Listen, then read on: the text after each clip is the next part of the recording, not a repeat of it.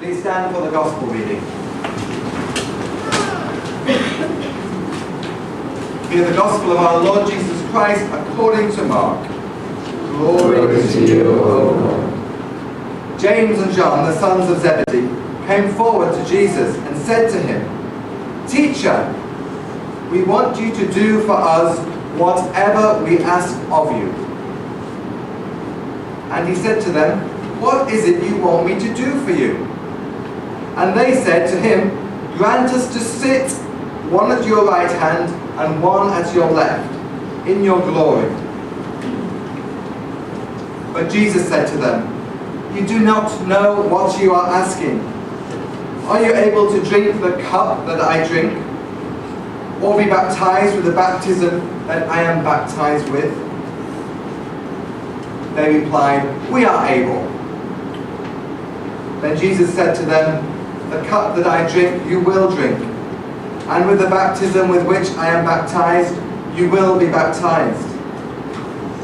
But to sit at my right hand or at my left is not mine to grant, but it is for those for whom it has been prepared." When the 10 disciples heard this, they began to be angry with James and John.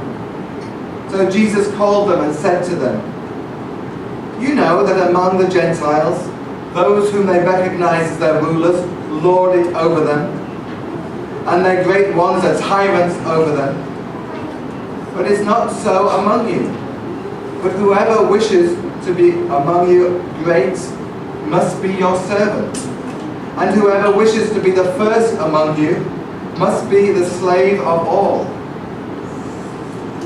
For the Son of Man came not to be served, but to serve, and to give his life a ransom for many." This is the Gospel of the Lord. Praise to you, O Christ. Please be seated.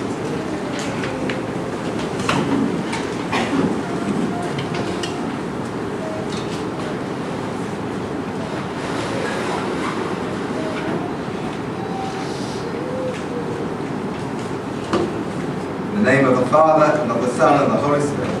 Amen. As those of you who read my email this week will know, the theme of this week's service is all about service. It's all about serving. It's all about how we can serve one another and how we can serve God. As I said in the email, one thing that really impressed me with the Filipinos who've been coming here to worship, we only have one today, is how much they seem to delight in being helpful, in serving with a smile. I found that so much with Shem and David. Shem was just so helpful and kind. And when I went to the Philippines to visit, I found that Shem would say to his younger brother, "Can you go and get a drink?" And he would just go and get it and come back smiling. A teenager in England would have probably told them where to go and said, "Get your own drink." We have that idea that you can't ask me to do something. That's beneath me. They seem to have the idea that service is something which they can delight in giving to others. It's part of their culture. But as Christians, serving one another and serving God and serving the world should be part of our culture. For Jesus said he came not to be served, but to serve. And that's really quite an amazing thing, because God coming down from heaven came not to be worshipped, not for all the people to bow down and worship him, but to come as one serving humanity. It's really turning the world upside down. It's not what we expect, it's not what we see in the world around us. Now James and John clearly had not understood this, because they were really angling for the best jobs. They wanted the top seats at the table. They wanted to be the treasurer, and what would the other one be? I don't know, the chair of the board. If Jesus is actually the full top person there. They wanted the top seats. They wanted to be able to sit at the top, and when Jesus was giving rulings as the king of all I guess they only really thought the king of Israel. I don't think they thought the king of the whole world. But they thought when he was the king, we can be the number one and number two. They really hadn't understood what Jesus had come to do. So Jesus says to them, can you drink the cup which I have to drink? Can you have the baptism with which I will be baptized? And they're understanding nothing, and they're like, oh yes, we can. They have no idea what he's talking about. They have no idea that he's talking about him giving his life in sacrifice. All they can think of is, yes, whatever you can do, we can do it too, because we want to be with you in those top seats when you've come into the kingdom. Not surprising that the other 10 disciples were furious when they heard about what had gone on. Not because I'm sure they thought James and John had misunderstood the mission of Jesus, but I'm sure because they thought they wanted the top seats at the table. And how dare James and John be get in there first and ask for what really it should be up to Jesus to decide. Well, Jesus has to explain not just to James and John, but to all of the disciples what true leadership is like. It's a call not to be like the Gentiles, not to be like Caesar Augustus, who would rule over everybody and whoever he wanted put to death if he was opposing him, and would rule with a rod of iron. We've seen that this last couple of weeks with the killing of the journalist in Turkey, in the consulate of Saudi Arabia. They run on that model of the almighty, powerful king who can do anything. So he orders someone to be killed and they're killed. And then when it's now hitting up against people who are not quite so happy with that, there's a problem. But there would never have been a problem in Jesus' time with having a king having someone put to death. We saw Herod doing that at the birth of Jesus. We saw Herod doing that later with John the Baptist. And we see throughout the world, and the ancient world in particular, those people who are all powerful being able to do whatever they want. When you become so powerful, it leads to tyranny. Even if you're a good person to start with, once you become so powerful, you start to think, well, your decisions are the right one, and for the good of the country, you better do what you're doing.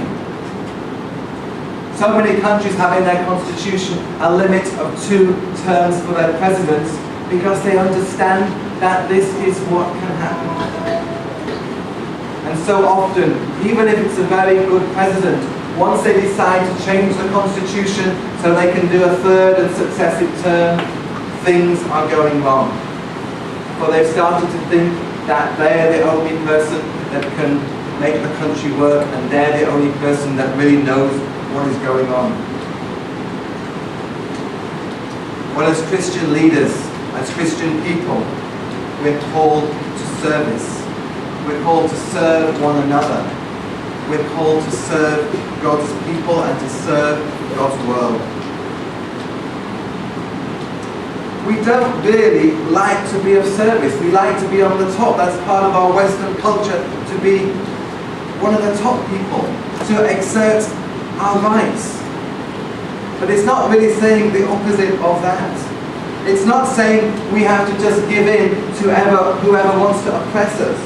It's not an opposition of rights versus tyranny, rights versus oppression, rights versus someone in power telling us what to do. It's quite the opposite, really. It's not giving up the fight against injustice and saying, well, they're powerful, we have to do what they tell us. It's not us serving the people in power. It's the opposite. It's whenever we are in a powerful position, we are called to serve those who are weak, those who are in need, those who themselves really have no power, who have no authority, who have no agency to do and get what they need.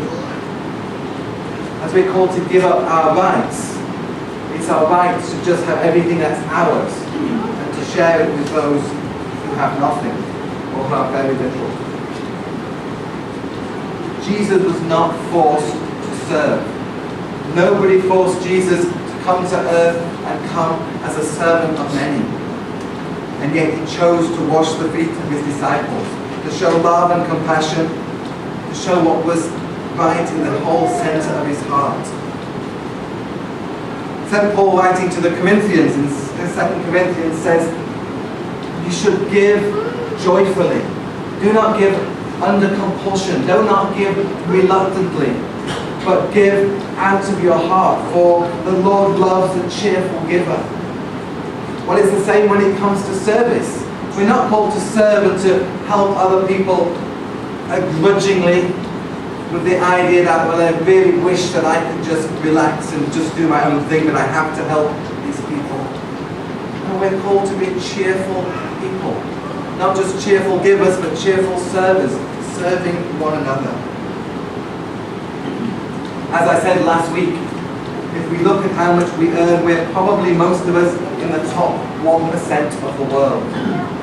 We're the people who have that possibility to go and live wherever we want, to do whatever we want. Sure, there's some problems, we're not, everything's perfect, but we have so many opportunities. That means we're called more than others to serve those who have so much less. On Friday, Mum and I went to see the Youth Charity Foundation orphanage and have a look at the work they're doing with the children there. As always, they were welcoming and friendly and lovely, but I was a little shocked, I must admit, at how poor it is. I expected dormitories with rows of beds and little wardrobes and a little old and run down.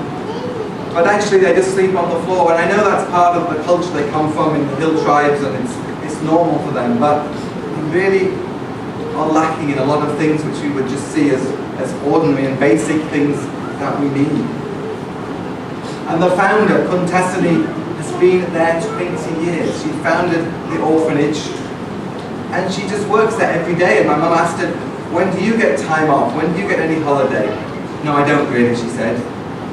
For years and years, she's just working there every day, and she's saying, in the holidays, the children are there 24 hours a day. So the staff there never get a break. You know, when it's school time, they go off to school, and then they actually have some time when they can relax. The staff there get 1 day off a week, and she doesn't get any time at all. That's a real example of service. I'm hoping that as a congregation, we'll be able to do more of service with the Youth Charity Foundation and do more to help them, because that's part of what our calling is as we follow Jesus. But it's not just the grand project, it's just not the grand gesture, it's how we live our lives day by day, what we do every day, how we treat others each day, how we treat those around us, how we serve people. So that's what I want to ask us today. How will we serve those around us this week? How will we show God's love to those who we meet? For that is at the centre of the Christian faith. God's love for us and the way God came to serve us and that God came to love us and show everything, how valuable we are in God's sight. And in turn, we can show that love to the world. Amen.